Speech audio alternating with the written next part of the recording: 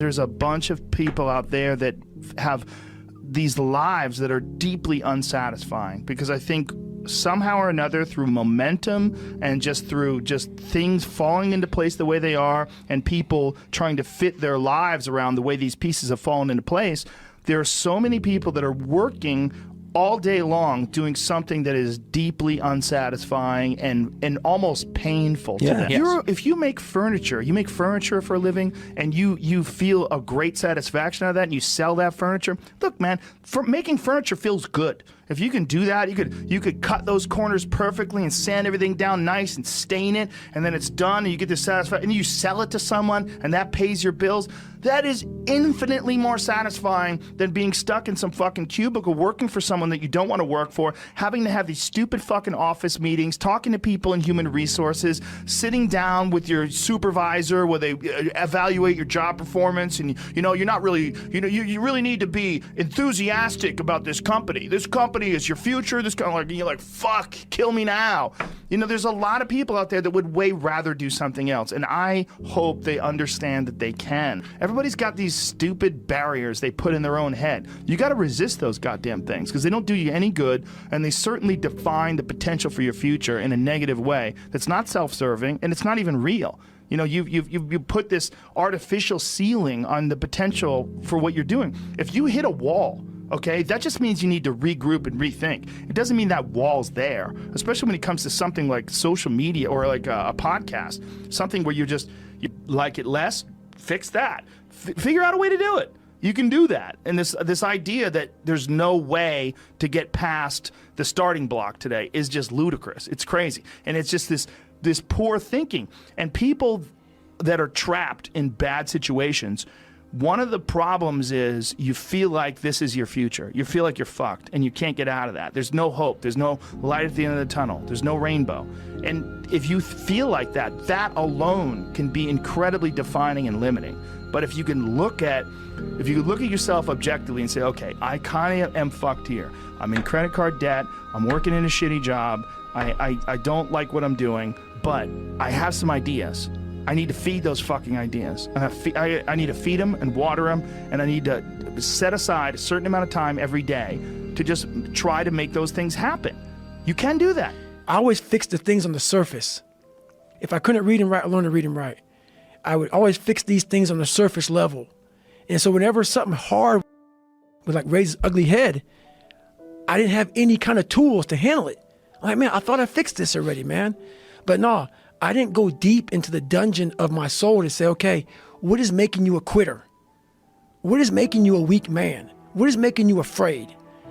That's why I kept on quitting and going back to start or not knowing how to get through hard times. And that's why I always tell people, I'm not a theorist. I didn't study, I didn't study a book. I literally put myself in a fire repeatedly like a sword. You put a sword in a fire repeatedly and repeatedly. If you keep on doing that, you're going to get a nice sword. And then you keep on beating it. You got to beat the shit out of it. And that's what I am. Yeah. I became that. I said, okay, we can't quit. We got to figure out what is wrong with you. What's going on here? So I kept on putting the sword back in the daggone fire, and I just beat it harder. And I beat it harder.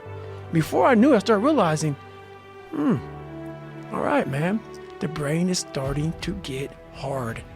The brain is starting to get hard.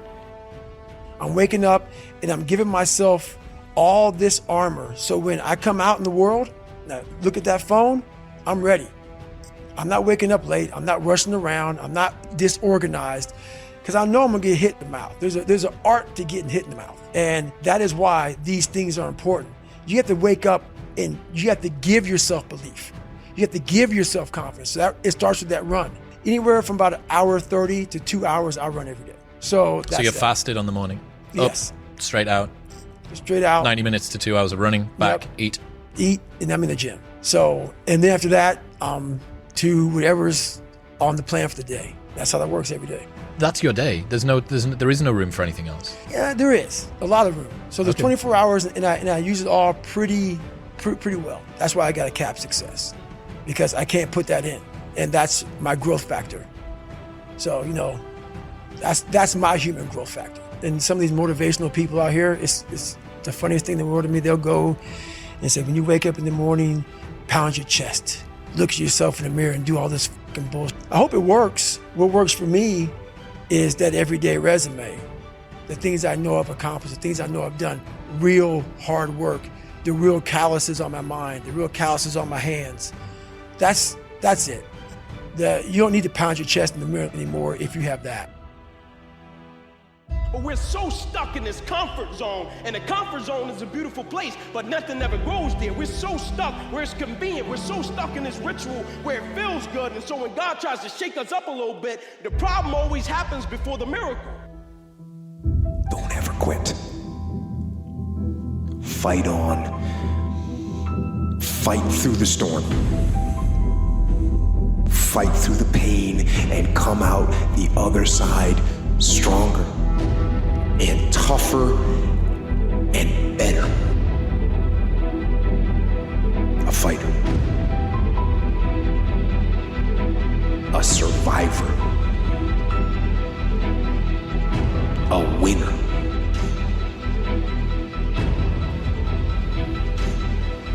Victorious. And free from that storm.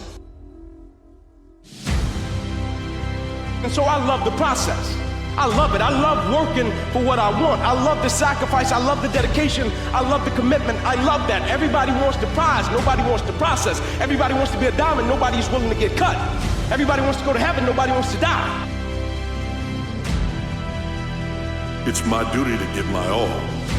And when I give my all, it doesn't become a play, it becomes a promise.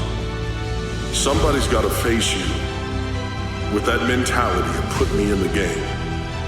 Coach, the coach can be a boss at your job. Put me in the game.